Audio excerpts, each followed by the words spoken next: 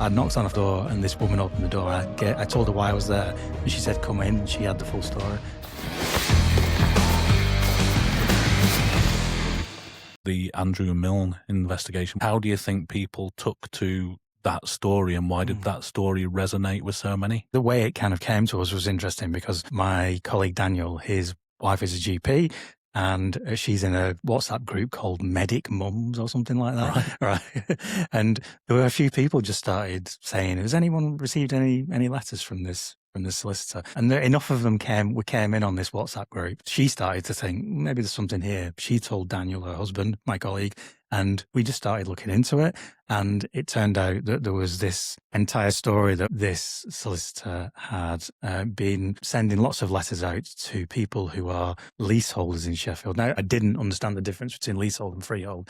So if somebody owns your freehold, they own the land which your house is on. So you can own a house, but actually somebody else can own the land. And he was saying to householders that they owed him lots of money because they'd made changes to their houses. Yeah, I mean, we spent a long time investigating it. We were about to publish when we got some legal threats. We delayed our publishing. So we carried on investigating for another couple of weeks and eventually published it. And yeah, it's been one of the most successful and impactful stories we've ever had. You know, a lot of people in Sheffield knew us, but we maybe hadn't broken through into kind of wider consciousness, and that story really did. The fact that we'd kind of followed this story through and stood up to kind of legal threats and stuck to our guns put us into an entire different kind of echelon for kind of people's awareness. And over the last 6 months, we've done a lot of stories on that piece, and we're hoping that's kind of proven to people that we can do really, really good, impactful investigative work. Yeah, and it was an investigation as well. There was a couple of road trips involved in that one, wasn't it? Yeah, it wasn't me who made them, but my colleague Daniel went to the Wirral and North Wales. They spent a lot of time in Bradway, knocking on people's doors in the pouring rain in October, knocking on people's doors and people, telling them about the story and them going, what are you talking about? And then one of the final times, I must have knocked on about 40 people's doors.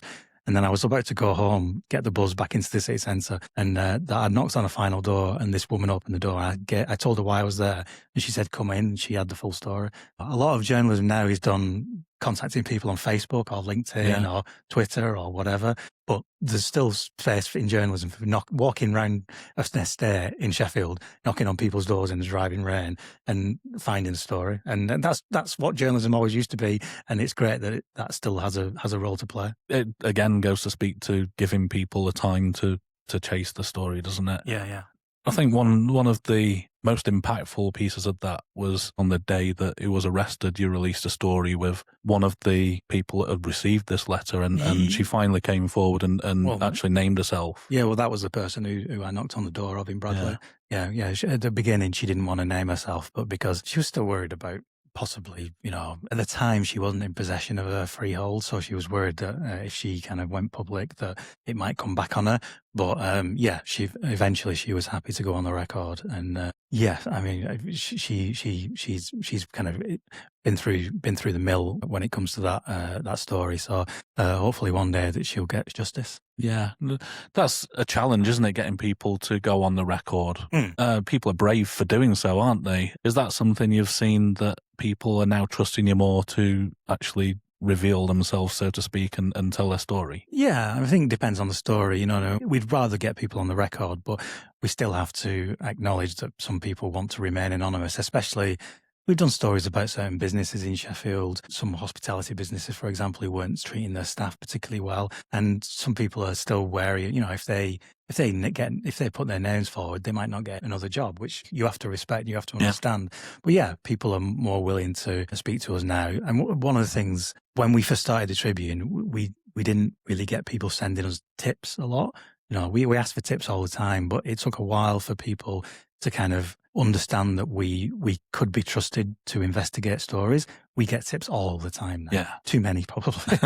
They're actually kind of quite difficult to kind of cope with, the sheer amount. But we do get a lot of tips, and it's great because it means that we're a team of 4 people, but the amount of people out there listening for things that might be interesting for us is thousands strong, and it's brilliant. And if you can have a relationship with your readers where they trust you, they can become part of the team. In fact, they are really, as members, they fund it.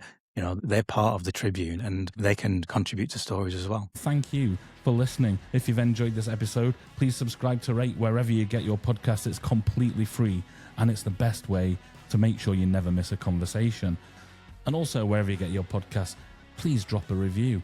A nice 5-star review really helps us get seen in the algorithm of these things. I'll not go into it. It's just complex and confusing. REYT is the independent Sheffield podcast powered by Sheffield Forum at sheffieldforum.co.uk for everything Sheffield.